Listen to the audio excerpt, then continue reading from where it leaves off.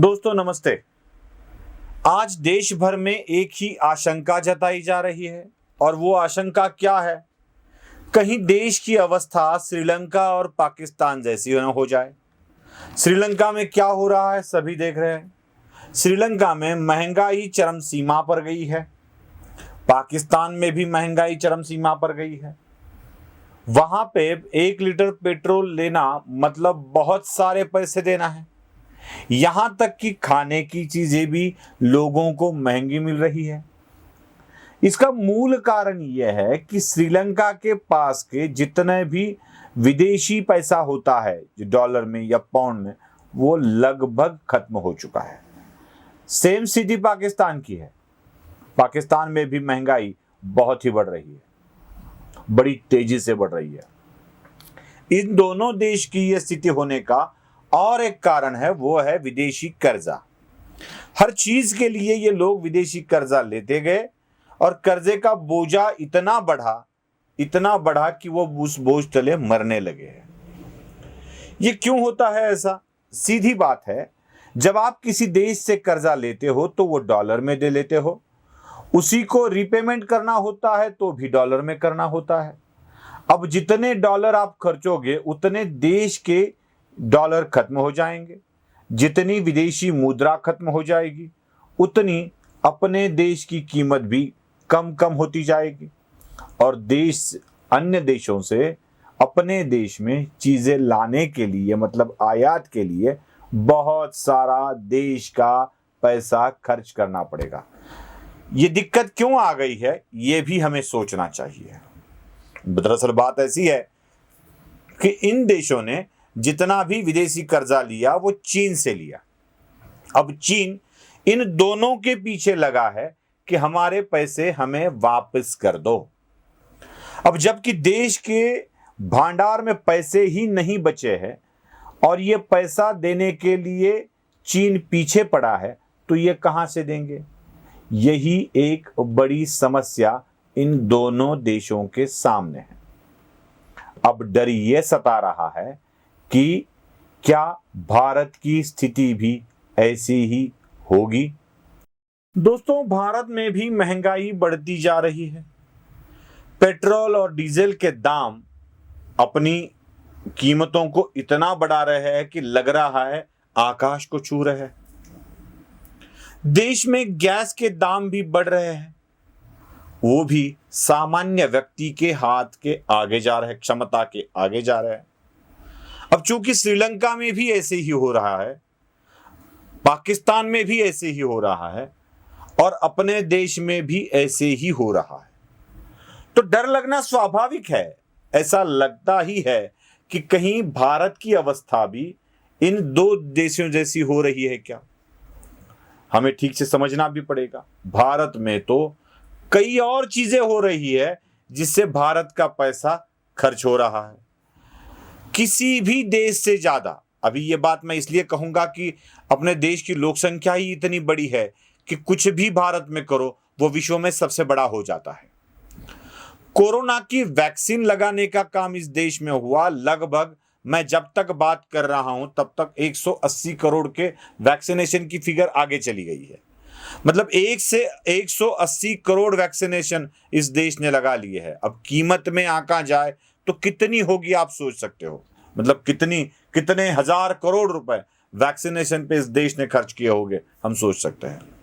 जब कोरोना की महामारी आई थी तब अपने ही देश ने लगभग देश के आधी फीसदी से अधिक जनता को मुफ्त में राशन बांटा था। मतलब 130 करोड़ अगर लोग देश में हैं तो कम से कम हमने 60-65 करोड़ लोगों को मुफ्त में राशन बांटा है। यह संख्या ज्यादा भी हो सकती है। तो हजारों करोड़ रुपए राशन में खर्च हो गए हैं, हजारों करोड़ रुपए वैक्सीनेशन में खर्च कर दिए हैं। यहां तक कि अपने देश ने 20 करोड़ से भी ज्यादा वैक्सीनेशन मुफ्त में अन्य देशों को दिए हैं। जैसे तालिबानी अफगानिस्तान को भी हमने वैक्सीन भेजा है, कई देशों में हमने वैक्सीन भेजा है जो भारत की तरफ से मदद के तौर पर भेजा गया था। श्रीलंका को भी भारत मदद कर रहा है। तो क्या इस विषय में जितनी महंगाई अब श्रीलंका में बढ़ी है, अब पाकिस्तान में बढ़ी है, उतनी ही महंगाई अपने देश में है और इतना खर्चा हो रहा है, तो क्या अपने देश की भी अवस्था ऐसी ही होने जा रही है? यही सवाल मन में है और कुछ लोग इस सवाल को इतने ज्यादा तरीके से फैला रहे हैं कि देश के हर व्यक्ति के मन में यही डर सता रहा है। अब आगे जान लेते हैं कि क्या सच में ऐसा देश में होने वाला है या नहीं है। दोस्तों, दरअसल बात ऐसी है कि इस देश में, मतलब अपने भारत देश में, पेट्रोल डीजल की कीमतें अब अचानक से नहीं बढ़ी है, वो धीरे धीरे धीरे बढ़ते आई है। मतलब हम जब आज अप्रैल में बात कर रहे हैं तो मार्च में कम थी ऐसा नहीं है, फरवरी में कम थी ऐसा नहीं है, जनवरी में कम थी ऐसा नहीं है, ये धीरे धीरे धीरे कीमतें बढ़ती जा रही है। मतलब हम पेट्रोल डीजल और गैस पहले से ही महंगा बेचते आए हैं। इसका मतलब साफ है कि पाकिस्तान और श्रीलंका की तरह सस्ते में पेट्रोल और डीजल बेचकर देश की जनता को खुश करने का रास्ता अपने देश ने इख्तियार नहीं किया है, नहीं स्वीकार किया है उस रास्ते को। क्योंकि अगर हम ऐसा करते तो हमारी अवस्था भी ऐसी ही हो जाती। अब जानते हैं, सब लोग जानते हैं कि जितना भी ईंधन इस देश में लगता है उनमें से 80% से भी ज्यादा ईंधन हमको बाहर से मंगवाना पड़ता है। अगर हम बाहर से ईंधन मंगवाते हैं तो उसके लिए पैसा भी बाहर की करेंसी में ही देना पड़ता है। रुपया में तो कोई नहीं लेगा, ना श्रीलंकन करेंसी में लेगा, ना पाकिस्तान की करेंसी में लेगा, ना भारत की करेंसी में लेगा। तो करेंसी तो विदेशी मुद्राएं हमें इस्तेमाल करनी पड़ेगी, उसमें से खास तौर पर यूएस डॉलर इस्तेमाल करना पड़ेगा। अब यूएस डॉलर में हम इतना पैसा देंगे और टैक्स कम करके देश में बेचेंगे तो विदेशी मुद्रा भी चली जा रही है और टैक्स से हमारा इनकम भी कम हो जाएगा। तो टैक्स कम करके बेचने का मतलब है विदेशी मुद्रा को बाहर भेजकर अपने ही आय को कम कर देना। बिल्कुल, श्रीलंका और पाकिस्तान, इन दो देशों ने ऐसा ही मार्ग स्वीकारा था, जिन्होंने लोक कल्याण हेतु बोलकर लोकानुनय वाले निर्णय लिए और देश के टैक्सेस को घटवाया। अब जो सरकार अपने इनकम को घटाएगी और दूसरों को अपना पैसा दे देगी, तब उसके साथ क्या होने वाला है। इसलिए भारत के पास ये डर कम है कि हम ईंधन लेते तो है लेकिन उसको सस्ते नहीं बेचते हैं, पूरा टैक्स ले लेते हैं, पूरे पैसे लोगों से ले लेते हैं और उसके बाद उसको बेचते हैं। परेशानी तो देश के नागरिकों के लिए कुछ महीनों के लिए, कुछ साल के लिए हो सकती है, लेकिन ये हमेशा की परेशानी बनकर नहीं आएगी, नहीं उभरेगी। मतलब देश में ऐसा आपातकाल नहीं आएगा कि देश की आर्थिक हाल भी डामाडोल बन जाए, ऐसी स्थिति बिल्कुल नहीं आएगी। तो समझ लेना चाहिए कि जो सरकार लोगों को खुश करने के लिए अपनी आय को बंद कर देती है, वो सरकार देश को इकोनॉमिकली गड्ढे में डाल देती है। बिल्कुल श्रीलंकन सरकार और पाकिस्तान सरकार ने यही किया, हमारी सरकार ने ये नहीं किया है। रशिया से हमने जितना ईंधन खरीदा है वो सारा का सारा रुपये के बदले खरीदा है। मतलब इसको लोग बोलेंगे कि आप मोदी भक्त बन गए हो, मोदी की वाह कर रहे हो। अब जो अच्छा किया है वो अच्छा बोलना ही पड़ेगा भाई।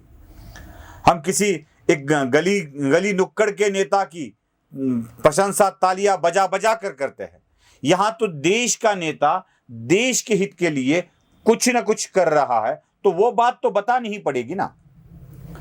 नरेंद्र मोदी जी के नेतृत्व में भारत ने रशिया से सस्ते में तेल खरीदा, वो भी इंडियन रुपीस के बदले खरीदा।